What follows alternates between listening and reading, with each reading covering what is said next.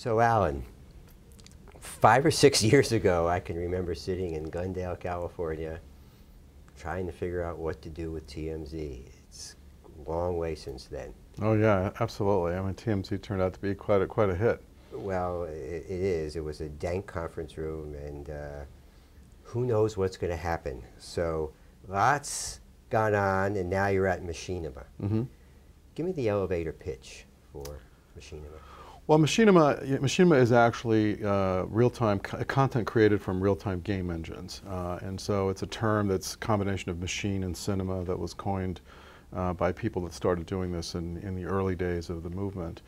And Machinima.com is a URL, is essentially a brand that I acquired in late 2004, early 2005, with the idea that we could build something interesting out of it. And then ultimately we went to, on YouTube and built, a really large-scale community of video game enthusiasts. So what do these enthusiasts do? Well, I mean, the content is kind of all sorts of content. It ranges from kind of gameplay content, if you will, about the big games, the Black Ops, Halo, Gears of War, those type of games, tips, reviews about that content, as well as this other side, which is this entertainment side, where people are making comedies and dramas inside the game engines themselves. This is the number that blew me away. Right.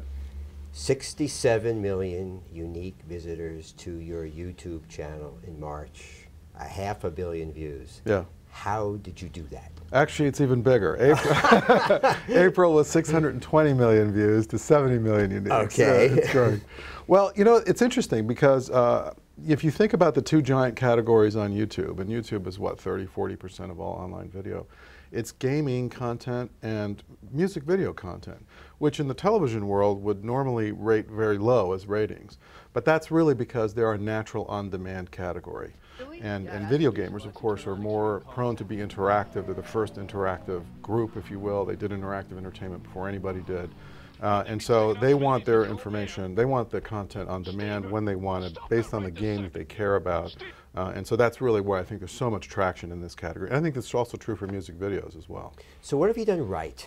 What have you done to make that happen? Well, I think it's interesting. When we first started, there was a theory out there in the content world that you should take your content and distribute it in as many places as possible. So when we first started, we thought about that, and we did that with a bunch of places. But we ultimately decided that we were going to hyper-focus on YouTube and really let go of all the other distribution things. And I think that's one of the best things that we actually did. And it allowed us to really focus on that platform, how to really do it right on that platform, and really experiment with the different types of content that would work, that the audiences really cared about. So we really worked out our programming model in the entertainment sense of the word on YouTube. So now you told me about a month or two ago that you were focusing on YouTube, and then maybe you'd move on to iOS or Facebook when they developed video or really went at it. Is that something you still plan on doing? Well, yes. I mean, we have an iOS and Android applications. They're basically video applications that allow you to look at video.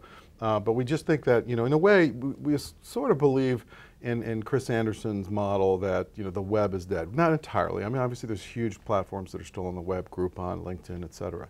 But it is true that these platforms like YouTube and Facebook, iOS and Android, are scaling so rapidly, and they're so big, and so much engineering talent at those companies, that you have to really take them seriously. And I think one of the things that we did right was pick YouTube from the beginning. Now you have contributors. These people are contributing to the video. Right. We have a model for contributors too. And we've talked about this through the True Slant days. Right. Do your contributors get paid?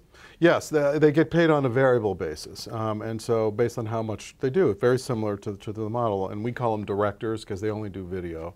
But there's about 800 of them now, and they're from all over the world.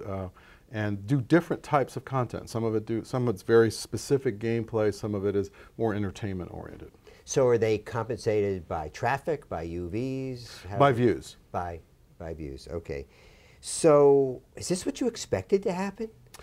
When we talked Good question. 2 or 3 years ago, really? Well, it's interesting. When I looked at it and I looked at the quality of video games getting better and better, I felt like gaming would be the popular cultural edge, if you will, the way music was in the Rolling Stone era, or even in the MTV era. If you look around the web, you see, you know, everybody talks about gamification. You see leaderboards and multiplayer models in flash commerce sites. You see it all over the place. It's really part of the culture somehow. And I felt like there would be an opportunity to have a popular cultural movement. And so we made this analogy between kind of MTV and Machinima, where, you know, MTV came around in the era of cable infrastructure, and it had this odd video format called a music video. It wasn't a movie, it wasn't TV, it was this new thing. And then eventually they emerged as an entertainment lifestyle brand. And we thought the same thing. Machinima are these videos about core video, but the notion is that we really emerge as an entertainment lifestyle brand based on gamer culture. Anything that you expected to happen, or any big change of plans over the two or 3 years? Well, I don't think we ever, I mean, we expected it to be an interesting cultural movement, but I never expected it to be at 620 million views, you know, larger than almost any category on YouTube. And so the growth was unexpected, certainly in some ways. So 67 million, what's the business? Well, you know, clearly the initial business, this focus is advertising, right? And there's premium advertising, and obviously the game publishers and movie studios and tech companies are trying to reach this audience. But we're also experimenting with different types of models, CPC, CPA type of models, to drive kind of a lead generation model as well. And the big goal? Well, the big goal is, I think that we have a entertainment lifestyle cultural brand, and I think the big goal is to really start to really look at what does that mean, and we kind of fit in two spaces. One is kind of in the gaming world, and one in the kind of what I call the third wave of video programming model, where ABC, CBS, and NBC that came from radio, they're the first wave, the cable guys were the second wave. And I think what we represent, what Vivo, even Hulu, companies like that represent, is this kind of third wave of the way you think about this kind of programming video brand, if you will. And there's obviously some similarities. We try to sell advertising inventory, we have customers, we touch them, we do programming, all those kinds of things. And there's some differences. We embrace the user-generated community, we're on multiple platforms instantly, we're global instantly, we don't have to go carrier by carrier. How many employees in? We have about 105 employees right now. You've scaled up. Yeah, we're really scaling very quickly. So who else is doing it right? Well, I think Vivo is doing it right. I think that's a really interesting company in terms of, you know, they're also on YouTube and have their own site. I think they're doing the online videos. Clearly, Hulu is doing an amazing job. Who are you disrupting in all this? Well, it's interesting. I mean, I think we are a new generation of video brands, so I think a lot of advertisers are looking at us and looking at us versus television networks. For example, we launched a series, called a live-action series for Warner Brothers based on Mortal Kombat recently. That the first episode did 10 million views already. And that's really, if you would have looked at it the week that it got released on television, we would have been in the top 10 of that world. So I think the Machinimas, the Vivos, the Hulus, they're going to be started to be lined up against the television ad dollars and looked as a video programming model. Thanks for stopping by. Oh, absolutely. Right. Good seeing you.